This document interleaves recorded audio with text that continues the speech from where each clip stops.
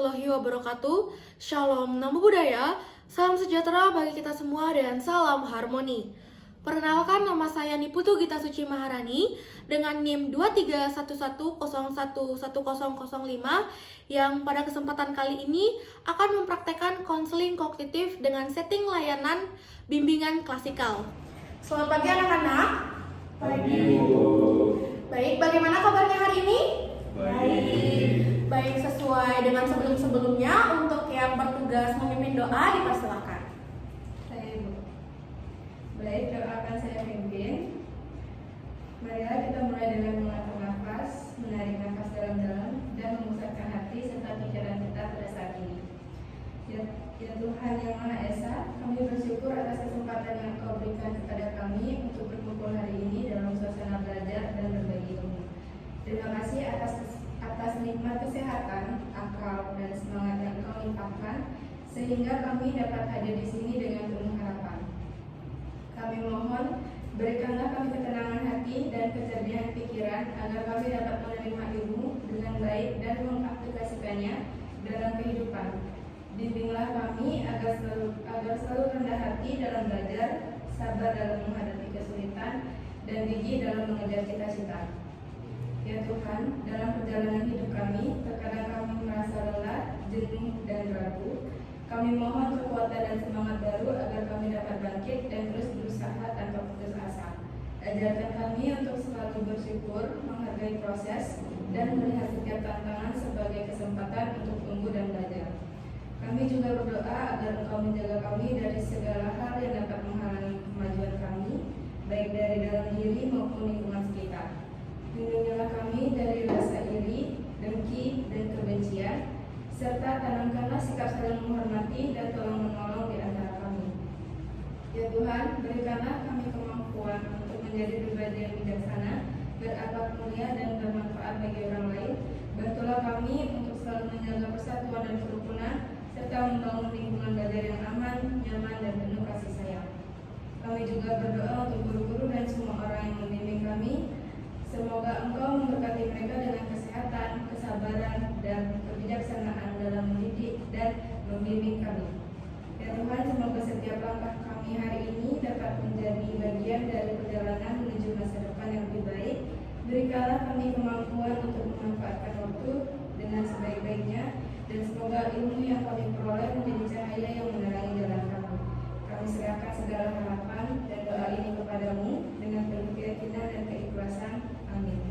Doa dapat diakhiri.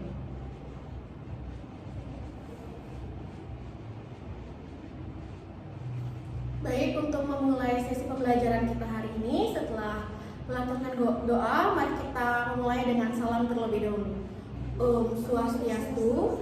Assalamualaikum warahmatullahi wabarakatuh. Shalom, namo buddhaya, salam sejahtera bagi kita semua, dan salam harmoni. Baik, sebelumnya terima kasih kepada Ari karena sudah memimpin sesi doa pada pertemuan kita hari ini. Dan sebelum kita masuk ke inti pembelajaran kita, izinkan Ibu untuk mengabsen terlebih dahulu. Untuk Nimade Ayu Sari Puspadana, Hadir. Nikomang Ari Amreni, Hadir Ibu. Ikade Dwi Arta Putra, Hadir Ibu. Murah Dananjaya. Hadir Ibu. Baik, terima kasih karena kalian sudah bisa hadir dengan lengkap pada pertemuan kita hari ini. Karena di sini kita akan membahas topik yang sangat menarik dan bahkan sering kita temukan pada kehidupan sehari-hari. Nah, jadi sebelum itu izinkan Ibu untuk bertanya kepada kalian bagaimana keadaannya atau perasaannya hari ini. Apakah sedang dalam suasana yang sedih, senang, ataupun sedang cemas karena sekarang kan kalian tengah memasuki ulangan tengah semester. Jadi apa yang kalian rasakan saat ini sebelum kita memulai sesi pembelajaran kita? Mungkin dari Ayu Sari bisa mengungkapkan. Baik, terima kasih atas waktunya Ibu. Kalau akhir-akhir ini kan sudah mulai memasuki minggu UAS, jadi saya sedikit merasa takut dan cemas akan UAS yang diberikan oleh dosen. Baik, terima kasih Ayu Sari sudah mau berpendapat. Dan Ibu harap di pertemuan kita yang selanjutnya lebih banyak lagi yang berani untuk mengungkapkan argumen dan pendapatnya. Nah, jadi di sini kita akan membahas topik yang sangat serius, bahkan yang tahu apa topik kita hari ini? Tidak, Ibu. Baik, jadi topik kita hari ini adalah bullying, yang dimana bullying itu sering dan sangat sering kita temukan pada lingkungan sekitar kita. Apakah benar seperti itu? Benar, Ibu. Baik, jadi di sini kita akan membahas bullying yang lebih intens lagi, yaitu bullying verbal. Yang dimana sebelum kita membahas lebih jauh, mari kita cari tahu dan mari kita pahami terlebih dahulu apa yang dimaksud dengan bullying verbal. Jadi dari adik-adik sekalian, apakah ada yang mengetahui, apakah ada yang pernah mendengar tentang bullying verbal?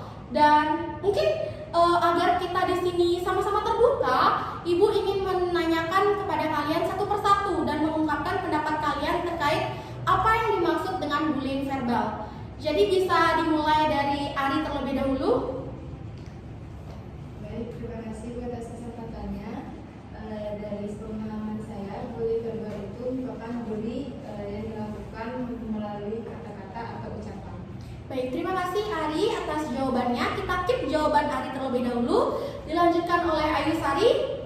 Baik, terima kasih atas waktunya Ibu. Sama seperti Ari, mungkin saya sedikit menambahkan yang dimana melalui kata-kata itu berupa penggunaan bahasa yang kasar, merendahkan, menghina, atau mengintimidasi seseorang. Baik, kita keep juga jawaban dari Ayu Sari. Dilanjutkan oleh Murah Dananjaya. Oke, baik, terima kasih kesempatannya Ibu. Jadi pendapat saya juga sama seperti teman-teman tadi.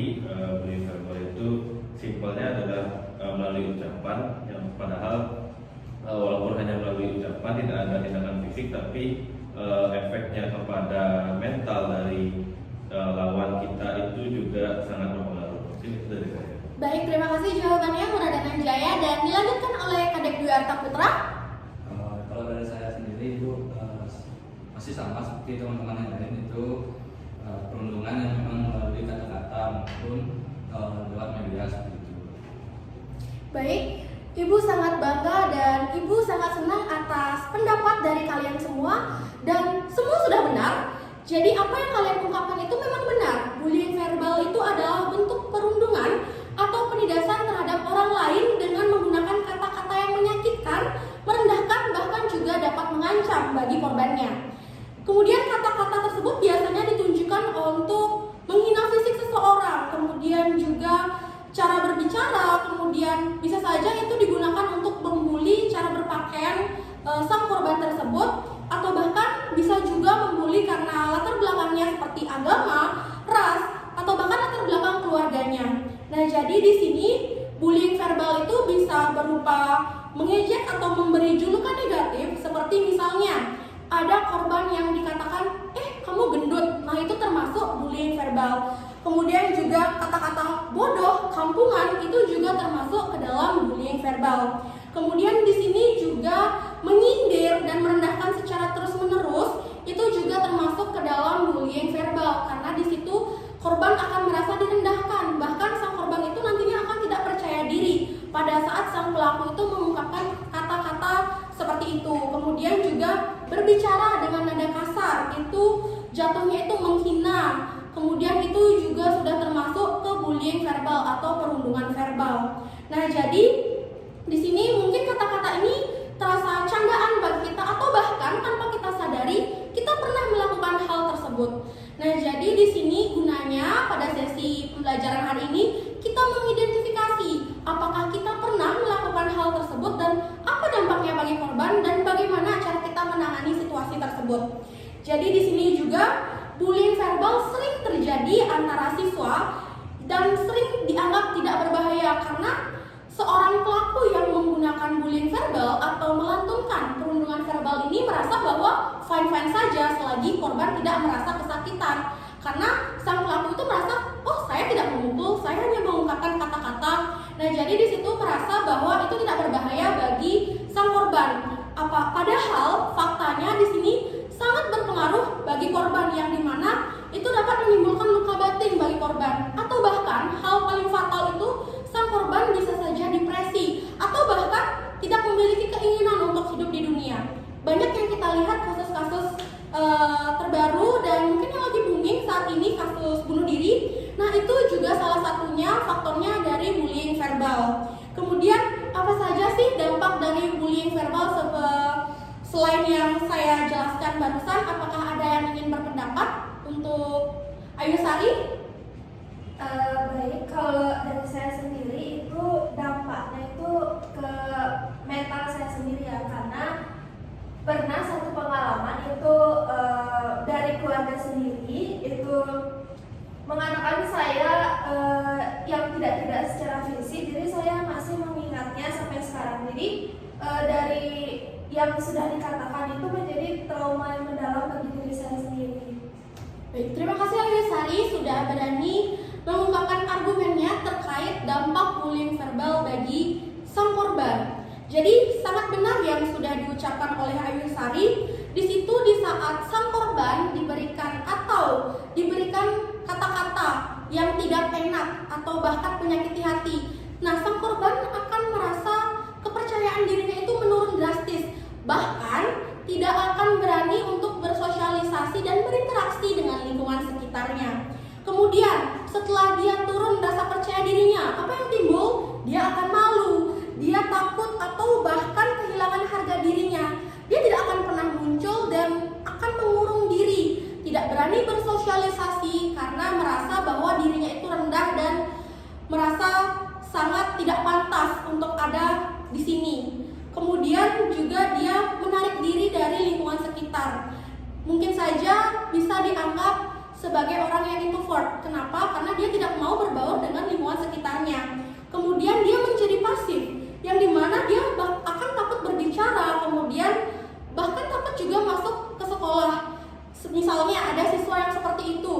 Nah, dia itu akan takut masuk ke sekolah karena dia takut dibully lagi, takut dirundung lagi, takut diberikan kata-kata yang tidak enak lagi. Dan di sini juga seperti yang saya jelaskan sebelumnya, dalam beberapa kasus korban akan mengalami stres dan bahkan dia akan merasa depresi atau bahkan kehilangan semangat hidup untuk ada di dunia ini. Jadi sebelum kita lanjut ke materi inti kita, saya ingin kalian menjawab dengan jujur dalam hati. Apakah saya pernah mengejek orang lain? Even dengan teman dekat pun, apakah kalian pernah? Dan apa saya pernah ikut tertawa saat teman saya diejek? Kemudian, apakah saya pernah merasa bangga saat orang lain menangis karena kata-kata saya? Nah, jadi silakan kalian merenungkan diri terlebih dahulu apakah kalian pernah melakukan hal tersebut, dan jikalau di sini ada yang berani untuk mengungkapkan kalau pernah melakukan hal tersebut, tidak apa-apa karena sesi kali ini sangat terjaga kerahasiaannya. Karena dalam bimbingan konseling ada yang namanya asas kerahasiaan. Jadi apapun argumen kalian, apapun yang ingin kalian utarakan akan terjaga di sini kerahasiaannya. Jadi kita di sini tidak mencari siapa yang salah, tapi di sini kita belajar untuk menyadari bahwa kata-kata yang kita ucapkan itu akan menjadi senjata untuk orang lain dan dapat melukai orang lain walaupun tidak melukai secara fisik. Jadi apakah di sini ada yang ingin jujur dan berani berpendapat terkait pertanyaan saya barusan? Baik, Ari, dipersilakan.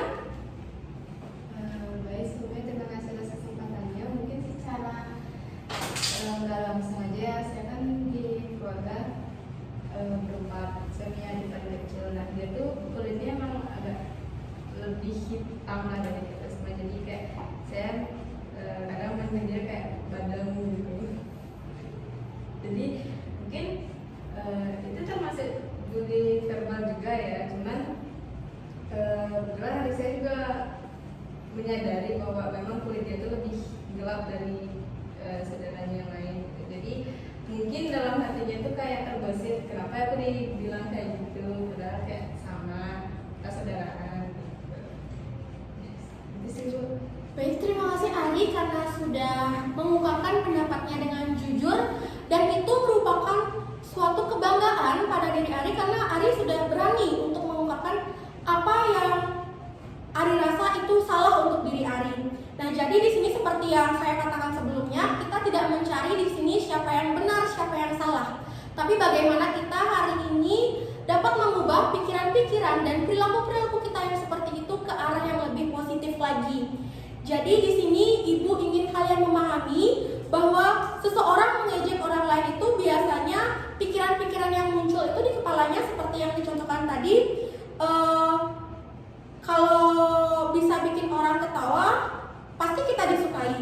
Kemudian teman yang beda itu aneh, wajar kalau diejek. Itulah pikiran-pikiran yang negatif yang muncul sebelum kita melakukan ejekan tersebut. Nah, jadi pikiran-pikiran tersebut itu biasanya akan muncul secara otomatis. Kita merasa bahwa itu hal biasa. Tapi, tahukah kalian bahwa apa yang kita rasa itu biasa ternyata benar-benar berpengaruh pada korban. Pikiran-pikiran irasional kita yang kita pikirkan dan kita lantunkan kepada korban itu sangat melukai korban. Jadi di sini kita akan belajar bagaimana kita menangani hal tersebut dengan teknik-teknik yang ada dalam teori kognitif.